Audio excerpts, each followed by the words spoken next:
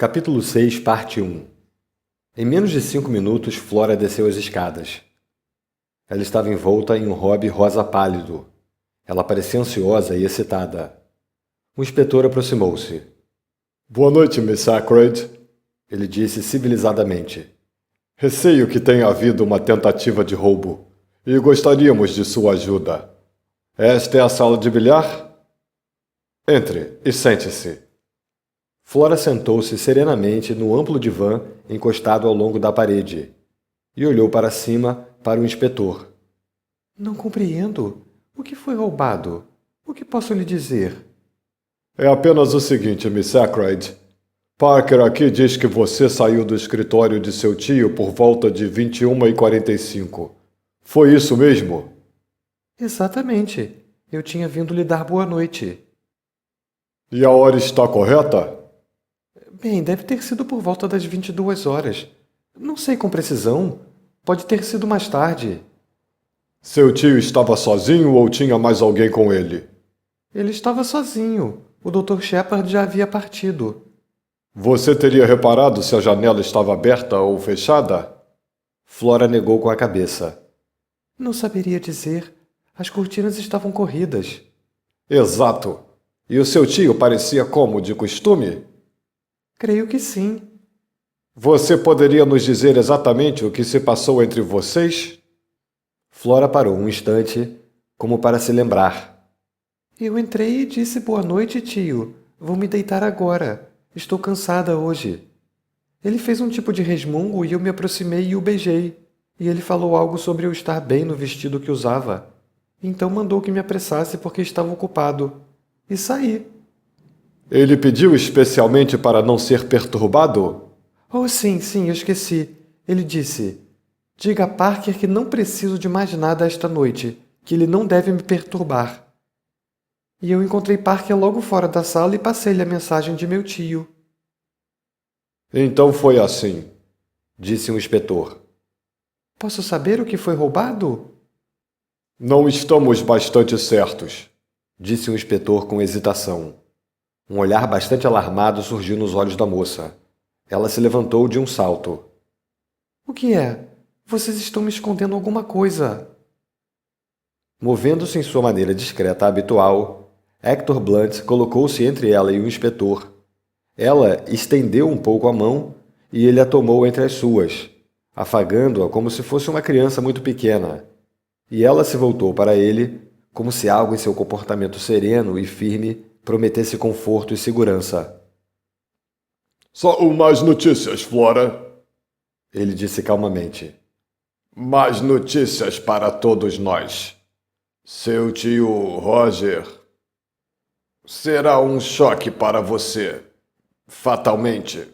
O pobre Roger está morto. Flora afastou-se dele, seus olhos dilatados de horror. Quando? Sussurrou. Quando? Logo que você o deixou, receio, disse Blunt seriamente. Flora levou a mão à garganta, soltou um pequeno grito e eu me apressei a segurá-la enquanto caía. Ela desmaiara e Blunt e eu a carregamos para cima e a deitamos na cama. Então pedi a ele que acordasse Mrs. Ackroyd e lhe desse as notícias. Flora logo voltou a si e eu trouxe sua mãe até ela, orientando-a sobre como cuidar da moça. Corri então novamente para baixo. Capítulo 6, parte 2. A adaga tunisiana. Encontrei o inspetor retornando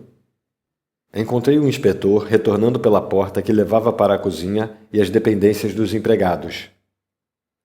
Como está a jovem, doutor? Recuperando-se bem. Sua mãe está com ela. Isso é bom. Estive interrogando os empregados. Todos declararam que ninguém esteve na porta dos fundos esta noite. A sua descrição desse estranho foi bastante vaga. Você poderia nos dar algo mais definido para nos orientar? Receio que não, disse pesaroso. Era uma noite escura, veja você, e o tipo estava com a gola do casaco erguida e o chapéu puxado sobre os olhos. Disse o inspetor. Parece que ele queria esconder o rosto. Tem certeza de que não era nenhum conhecido seu? Respondi que não, mas não com tanta firmeza quanto deveria. Lembrei-me da impressão de que a voz do estranho me era familiar. Expliquei isso ao inspetor com bastante hesitação. Era uma voz áspera, grosseira, você diz? Concordei, mas me ocorreu que havia algo de quase exagerado nessa rudeza. Se, como o inspetor pensava, o homem quisesse esconder o seu rosto, ele poderia igualmente ter tentado disfarçar a voz. Você se incomoda de voltar comigo de novo ao escritório, doutor? Há uma ou duas coisas que quero lhe perguntar. Concordei. O inspetor Davis destrancou a porta do saguão, nós entramos e ele trancou-a novamente. Não queremos ser interrompidos, ele disse carrancudo. E também não queremos ninguém entreouvindo nossa conversa. Do que se trata essa história de chantagem? Chantagem? Exclamei muito surpreendido. É a imaginação criativa de Parker ou há algum fundo de verdade nisso? Se Parker ouviu alguma coisa sobre chantagem, eu disse devagar.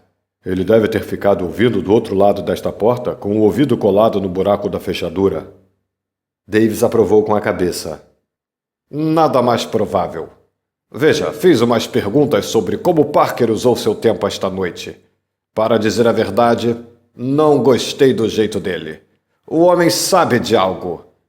Quando comecei a interrogá-lo, ele farejou alguma coisa e soltou essa história truncada sobre chantagem. Tomei uma decisão de momento. Estou bem contente que tenha levantado esse assunto, eu disse. Estava tentando decidir se faria ou não uma revelação. Já tinha praticamente decidido lhe contar tudo, mas ia aguardar por um momento mais favorável. Esta é uma boa oportunidade. E então narrei todos os eventos da noite como os descrevi aqui. O inspetor ouviu atento, ocasionalmente fazendo uma pergunta. A história mais extraordinária que já ouvi, ele disse quando terminei. E você diz que a carta desapareceu por completo? Isso parece sério. Parece muito sério, realmente. E fornece-nos o que buscávamos. Um motivo para o assassinato. Concordei com um gesto de cabeça. Também acho. Você diz que Mr. Aykroyd levantou uma suspeita de que algum membro da casa estava envolvido? Morador da casa é uma expressão bastante ampla. Você não acredita que o próprio Parker seja a pessoa que estamos procurando? Sugeri. Parece bastante provável. Ele estava, obviamente, escutando atrás da porta quando você saiu. Depois, Miss Aykroyd o encontrou mais tarde resolvido a entrar no escritório. Digamos que ele tentou novamente quando ela já estava fora do caminho. Ele apunhalou Aykroyd, trancou a porta por dentro, abriu a janela, saiu por essa via, deu a volta por uma porta lateral que teria deixado provavelmente aberta. Que tal? Só uma coisa contra essa teoria? Eu disse devagar. Se Aykroyd começou a ler essa carta logo depois que saí como ele pretendia, eu não o vejo permanecendo sentado por mais de uma hora pensando. Ele teria chamado Parker imediatamente, acusando-o, e haveria uma confusão dos diabos. Lembre-se de que Aykroyd era um homem de temperamento colérico. Talvez ele não tenha tido tempo de ler a carta naquele momento, sugeriu o inspetor. Sabemos que tinha alguém com ele às 21h30.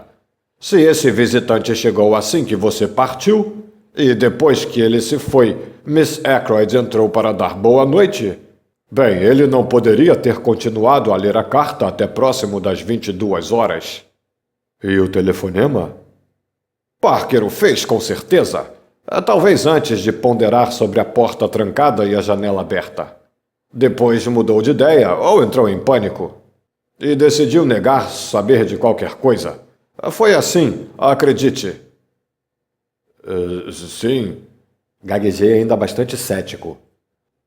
Enfim, poderemos descobrir a verdade sobre o telefonema a partir da central telefônica. Se foi feito daqui, não vejo como outra pessoa além de Parker o teria feito. Acredite, ele é o nosso homem. Mas mantenha isso em segredo. Não queremos alarmá-lo ainda, até que tenhamos todas as provas. Vou providenciar para que ele não escape. Para manter as aparências, vamos nos concentrar no seu misterioso estranho. Ele se levantou da cadeira da escrivaninha onde estava escarranchado e dirigiu-se para a figura imóvel na poltrona. A arma deve nos dar uma pista, observou, olhando para cima. É bem singular. Uma raridade, eu acho, pelo que parece. Curvou-se, examinando o cabo atentamente, e eu o ouvi dar um grunhido de satisfação. Então, com muito cuidado, pressionou suas mãos abaixo do punho e retirou a lâmina do ferimento. Com cuidado para não tocar no cabo, ele a colocou em um grande vaso de porcelana que adornava a lareira. Ele disse acenando para ela: Uma verdadeira obra de arte. Não deve haver muitas delas por aí. Era de fato um belo objeto, uma lâmina estreita, afiada, e um punho de esmerado trançado de metal, curiosa e cuidadosamente trabalhado. Ele tocou na lâmina levemente com o dedo, testando seu gume, e fez uma careta apreciativa. Nossa, que corte! Exclamou. Uma criança poderia enfiá-la em um homem tão facilmente quanto cortar manteiga. Um brinquedo perigoso para se ter por aí. Posso examinar o corpo devidamente agora? Perguntei. Ele acenou com a cabeça. Vá em frente. Fiz um exame detalhado. Bem, disse o inspetor quando terminei. Vou poupá-lo dos termos técnicos, respondi. Deixaremos isso para o inquérito. O golpe foi dado por um homem destro, de pé atrás dele, e a morte deve ter sido instantânea. Pela expressão no rosto do homem morto, eu diria que o golpe foi inesperado. Ele provavelmente morreu sem saber quem era o assassino. Mordomos podem se esgueirar tão silenciosos quanto gatos, disse o inspetor Davis. Não haverá muito mistério em torno deste crime. Dê uma olhada no cabo da adaga. Eu olhei. Ouso dizer que não sejam evidentes para você, mas eu posso vê-las claramente. Ele baixou sua voz. Impressões digitais. Ele se afastou alguns passos para avaliar o efeito causado. Sim, eu disse calmamente. Achei que seriam. Não vejo por que eu deveria ser considerado destituído de inteligência. Afinal, eu leio histórias de detetive e os jornais. E sou um homem bastante capacitado. Se houvesse marcas de dedos do pé no cabo da adaga, bem, isso seria totalmente diferente. Eu teria então demonstrado grande surpresa e espanto. Acho que o inspetor ficou aborrecido comigo por não ter me entusiasmado. Ele pegou o vaso de porcelana e me convidou para acompanhá-lo à sala de bilhar. Quero saber se Mr. Raymond pode nos dizer alguma coisa sobre esta adaga, explicou. Trancando novamente a porta externa ao passarmos, nos dirigimos para a sala de bilhar, onde encontramos Geoffrey Raymond. O inspetor levantou sua prova. Já viu isto antes, Mr. Raymond? Ora sim, eu acho. Tenho quase certeza que é uma raridade que o Major Blunt deu ao Mr. Ackroyd. Vem do Marrocos. Não, Tunísia. O crime foi então cometido com isso? Que extraordinário! Parece quase impossível.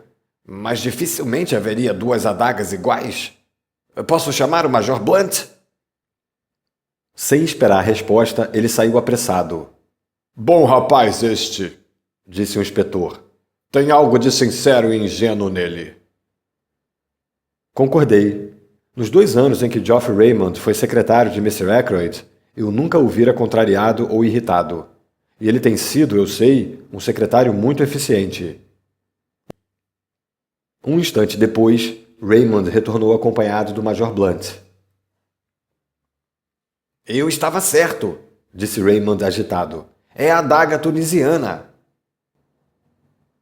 O Major Blunt ainda não a viu, objetou o inspetor. Eu reparei no momento em que entrei no escritório, disse o homem calmamente. Você a reconhece então? Blunt afirmou com a cabeça. Você não comentou nada, disse o inspetor com suspeita. Momento inapropriado, disse Blunt. Muito problema é causado por se alardar coisas na hora errada. E enfrentou o olhar do inspetor com bastante placidez. Este finalmente deu um grunhido e desviou o olhar. Levou a adaga até Blunt. Você tem absoluta certeza sobre isso, senhor? Você a identifica positivamente? Certamente. Nenhuma dúvida. Onde esta raridade era guardada normalmente? Pode me dizer, senhor? Foi o secretário quem respondeu. Na mesa mostruário, na sala de estar. O quê? Exclamei. Os outros me olharam. Sim, doutor, Disse o inspetor, encorajando-me. Não é nada. Sim, doutor, Disse o inspetor novamente, ainda mais encorajador. É tão insignificante. Expliquei desculpando-me. Apenas quando cheguei ontem à noite para o jantar, ouvi a tampa da mesa ser fechada na sala de estar. Percebi um profundo traço de ceticismo e suspeita no rosto do inspetor. Como você sabia que era a tampa daquela mesa? Fui forçado a explicar em detalhes uma longa e tediosa explicação que eu preferia muito ter evitado. O inspetor me ouviu até o fim. A adaga estava nesse local quando você examinou o conteúdo? Perguntou. Eu não sei, Disse. Não posso dizer que me lembro de tê-la visto, mas claro, pode ter estado lá todo o tempo. Melhor chamarmos a governanta, Observou o inspetor e puxou a campainha. Alguns minutos depois, Miss Russell, convocada por Parker, entrou na sala. não creio que eu tenha chegado perto da mesa mostruário. Ela disse quando o inspetor lhe fez a pergunta.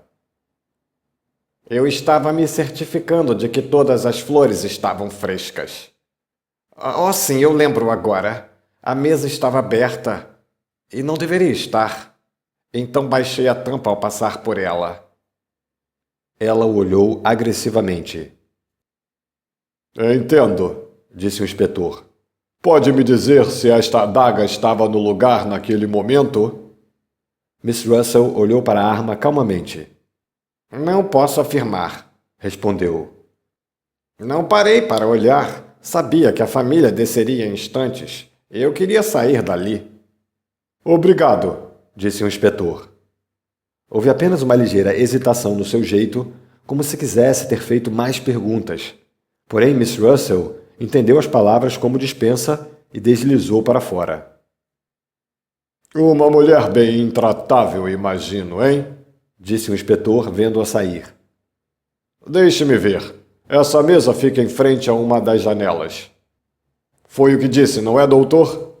Raymond respondeu por mim. Sim, a da esquerda. E a janela estava aberta? Ambas estavam entreabertas. Bem, não penso que devamos nos estender mais.